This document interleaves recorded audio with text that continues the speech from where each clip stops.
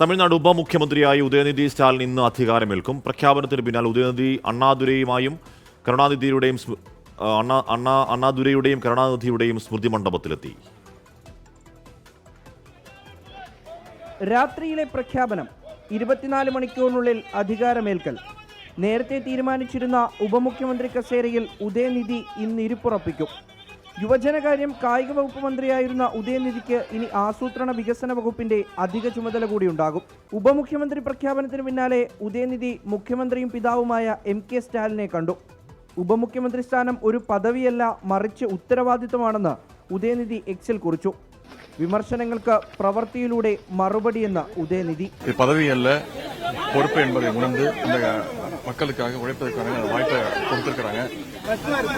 இதுக்கு நான் தமிழக முதலமைச்சர் கழக தலைவர்களுக்கும் பொதுச் செயலாளர்களுக்கும் நிறைய பேர் விமர்சனம் வச்சிருக்கிறாங்க.